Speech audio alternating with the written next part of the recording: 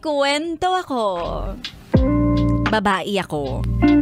At share ko lang ang experience ko na nabuo namin ng jowa ko sa loob ng bus. Bus.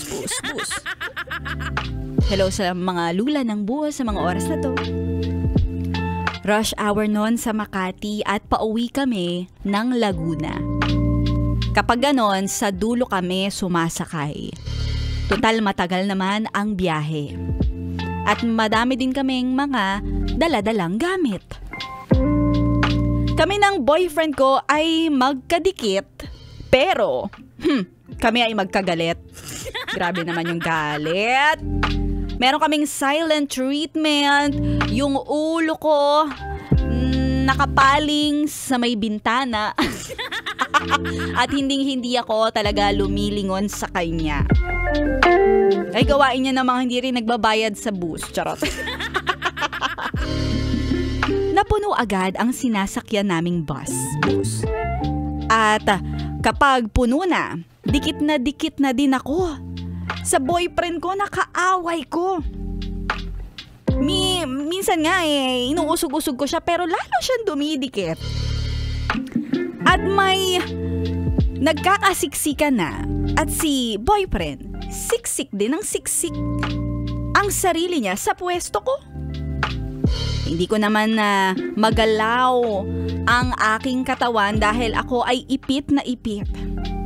Pero nararamdaman ko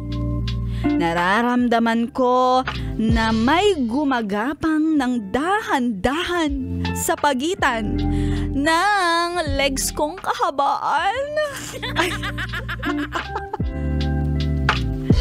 Isa siyang malaking itsy-bitsy spider. Itsy-bitsy spider. At kapag napapatingin ako sa boyfriend ko, ay patay mali siya.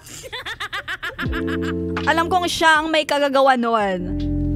At hindi ko naman matanggal ang itsy-bitsy spider sa palda ko kasi ang daming tao.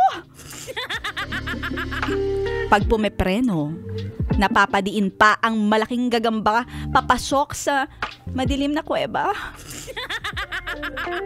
Hanggang sa pumreno ng napakalakas yung driver ng bus.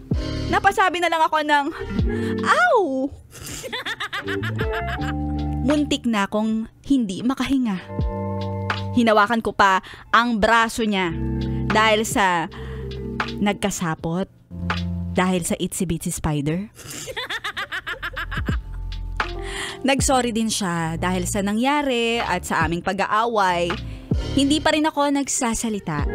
Pero sa loob-loob ko, bati na tayo.